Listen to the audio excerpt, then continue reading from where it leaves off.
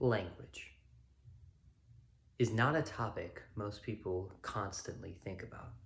In fact, it is one we often ignore, considering how language and by proxy communication is such a basic principle and necessity even in modern society.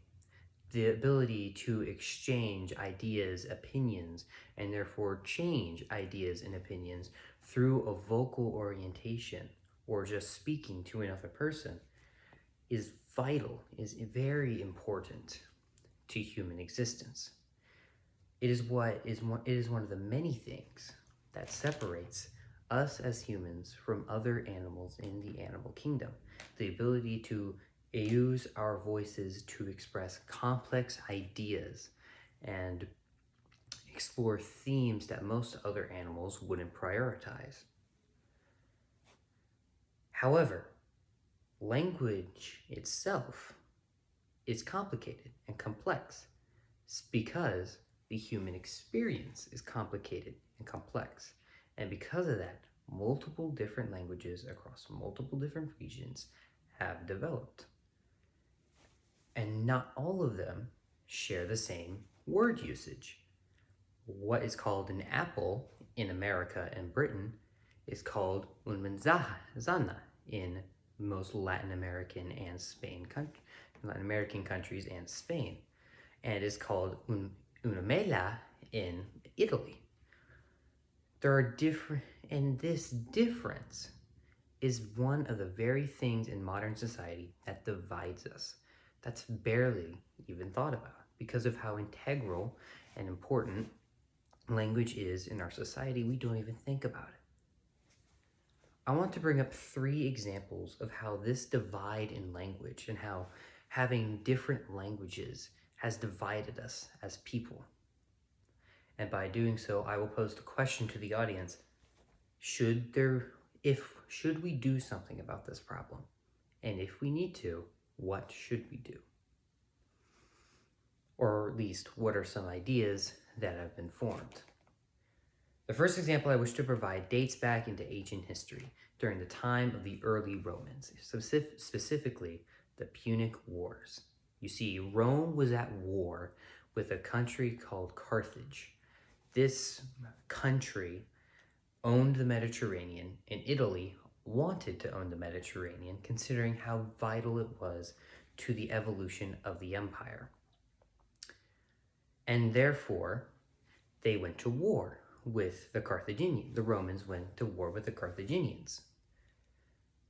Now, the Romans, as we are all very well aware, are fighters. In fact, their entire government system was structured around emperors needing to seek glory, considering that they would be removed from government in a year.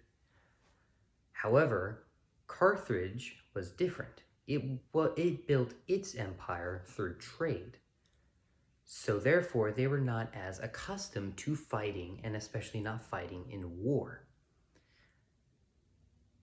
Because of this inability to properly fight in war, particularly in land combat, they had hired a lot of mercenaries, and these mercenaries came from far over Europe, Africa, basically all over the known world at that time period.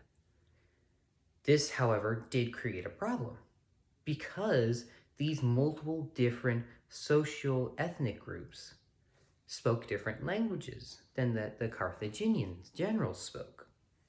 And therefore, along with the Romans advancing technology to conquer the water combat, which is the advantage Carthage had over the Romans during the First Punic War, and considering the conservatism that the Carthaginians participated in, considering that any failure led to crucifixion, this led to the loss of both Punic Wars on the side of Carthage. On a similar note in war, I'm going to take a more modern example and provide it to you all. In World War II, code was necessary. We are all aware of this. In any warfare, being able to send encrypted messages across enemy lines is vital for success in combat. One method that the US employed during World War II and a little bit in World War I was the use of the Navajo language to send encrypted messages. You see, the Navajo language is the language that is spoken by, well, the Navajo, the Native American tribe that was experiencing segregation and conformism during the 1940s. However, the US saw how efficient they were able to communicate in the Navajo were able to communicate in the Navajo. And therefore, there was this wide government program in the US Army to employ these Navajo code breakers to send encrypted messages across enemy lines. And it was so successful, none of the Axis powers were able to break the encryption. The final example of how language divides us that I wish to bring up is the fact that we are divided geographically because of the language we speak. What do I mean by this? I can't travel to a different country that doesn't speak my language and be able to communicate my thoughts. This is the very point that I began to think about. Because of how difficult it is if I don't have a translator or I don't know the language of the country that I am traveling to, I can't communicate. I can't ask for basic necessities like water, how much this food costs, or where to go without needing to know the language of the region. And because language is taught to us at such a young age, it is therefore very hard to learn a second language unless you are at that young age. I ask the audience, do any of you remember your Spanish classes in high school? I certainly do, but do any of you?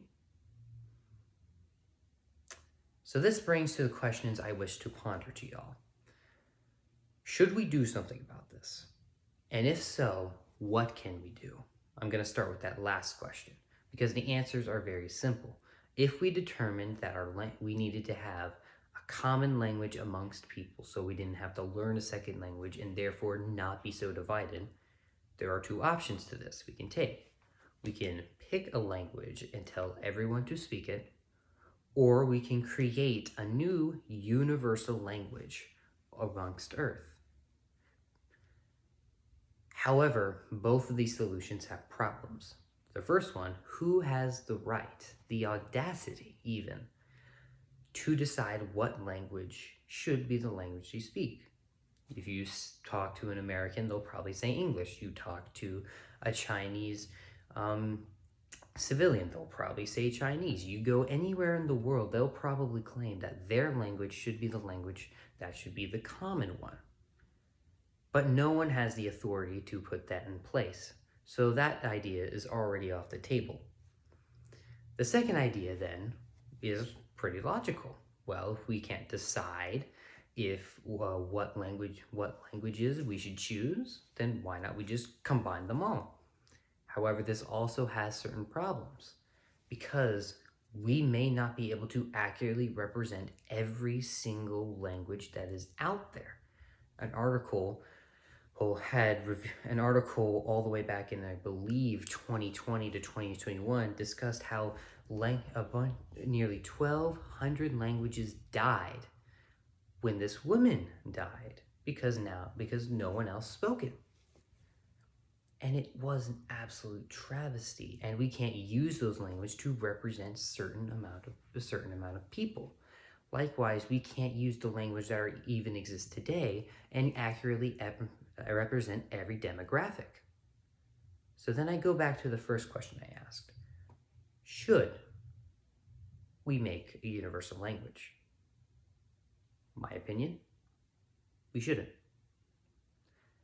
Despite this division amongst people, how language can divide us, language also carries this cultural implication that creates a beautiful image of the culture that they belong to.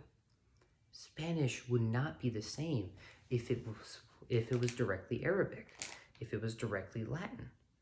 Same with Italian, Germanic languages, Hindu, Utomo, Japanese, Chinese, any language you throw out there has cultural significance in it. And therefore, I am of the opinion that we should not change it. We should embrace the differences amongst all of us, whether this be particularly the language and the culture that the languages have behind them. Thank you.